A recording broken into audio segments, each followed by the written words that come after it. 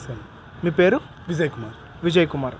మీరు ఎన్నాళ్ళ నుంచి ఇక్కడ గుంటకల్లో ఉంటున్నారు? పుట్టి పెరిగిందంతా గుంటకల్లో.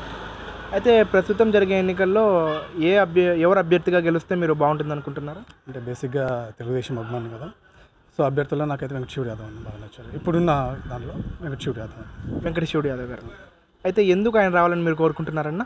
అంటే ఆయన ఇప్పుడు అభ్యర్థిగా రావడం అనేసి అని కాదు, కానీ నేను 2013 అటువైపు నుంచి కూడా ఆయన ట్రాక్ చేస్తాను. గుత్తిలో బిజినెస్ పరంగా నేను వెళ్ళేటప్పుడు కూడా వెంకటశివుడు చారిటబుల్ ట్రస్ట్ పేరు మీద అంబులెన్స్ సర్వీసెస్ కానివ్వండి, రీసెంట్గా పార్టీ విషయాల్లో కూడా చాలా యాక్టివ్గా పార్టిసిపేట్ చేశారు.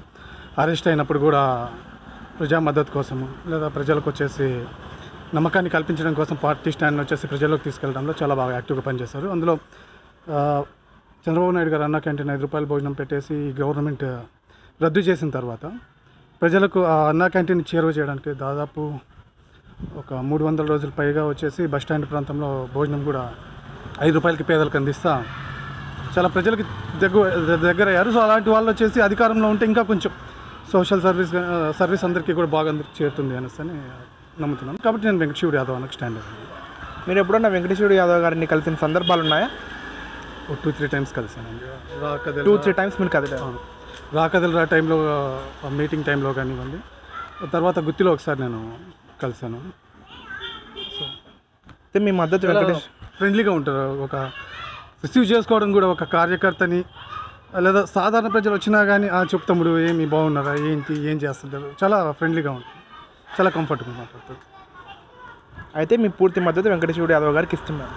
ఖచ్చితంగా అండి. బట్ కాకపోతే ఇప్పుడు అధిష్టానం వచ్చేసి గుమ్మనూరు జయరాం గారికి వచ్చేసి ఈ ప్రాంత టికెట్ని వచ్చేసి కేటాయించింది. బట్ మేమైతే అనుకున్నాం ఖచ్చితంగా ఇంత సర్వీస్ చేసిన తర్వాత ఆయన ఖచ్చితంగా వచ్చేసి వస్తుందనేసి భావించాము. బట్ అనుకోకుండా ఉంది. బట్ కాకపోతే ఆయన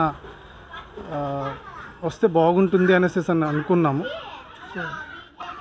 బట్ ఆయన ఇండిపెండెంట్గా వస్తున్నారా అనేసి అంటే ఓకే, అలా అయినా కానీ స్టాండ్ తీసుకున్నాం. బట్ కాకపోతే ఆయన ఎప్పుడు వచ్చేసి పార్టీ పరిధి దాటి ప్రవర్తించండి. ఒకవేళ టికెట్ రీసెంట్గా మిస్ అయినప్పుడు కూడా ఆ బాధ ఉంటుంది. అది మాకే వచ్చే సరే వచ్చింటే బాగుండు అనిపిస్తుంది. అలాంటి టైంలో కూడా రీసెంట్గా జగన్ గారి బస్ యాత్ర జరిగింది గుత్తి ప్రాంతంలోనే. ఆ గుత్తి ప్రాంతంలో టికెట్ రాదన్న బాధను కూడా పక్కన పెట్టి ఆయన అరే వచ్చిండే అతను జగన్ వచ్చేసి నీటి సమస్య గురించి అక్కడ ఆ ప్రాంతానికి ఉండే నీటి సమస్య మీద ఎటువంటి వచ్చేసి చర్చ చేసుకోకుండా వెళ్ళాడనేసి పార్టీ స్టాండ్తో మాట్లాడాడు. సో ఎక్కడే కానీ వచ్చేసి టికెట్ రాలేదన్న ఆ బార్డర్స్ కూడా దాటుకోకుండా ఆయన స్టాండ్ అనేది తీసుకున్నారు.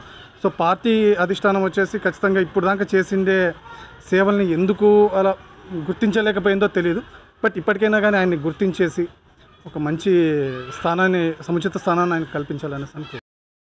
అయితే ప్రస్తుత నేపథ్యంలో వెంకటశివ యాదవ్ గారు ఇండిపెండెంట్గా పోటీ చేస్తే మీరు మద్దతు ఇస్తారా? ఖచ్చితంగా మద్దతు అనేది ఉంటుంది. బట్ ఆయన ఏ నిర్ణయం అనేది ఇంకా ప్రకటించలేదు. ఒకవేళ అలాంటి ప్రకటనగా చేశారు అనేసి అంటే ఆయన నాయకత్వాన్ని లేకపోతే ఆయన లీడర్షిప్ని వచ్చేసి దగ్గరగా చూస్తూ వచ్చాం కాబట్టి ఖచ్చితంగా మద్దతు అనేది అయితే ఉంటుంది. మద్దతు అనేది ఉంటుంది. వస్తారని కూడా ఆశిస్తున్నాం. అలా ఆయన కూడా పోటీలో ఉండాలనేసి అనుకో. మీ అమూల్యమైన మాటలు మాతో పంచుకున్నందుకు ధన్యవాదాలన్న.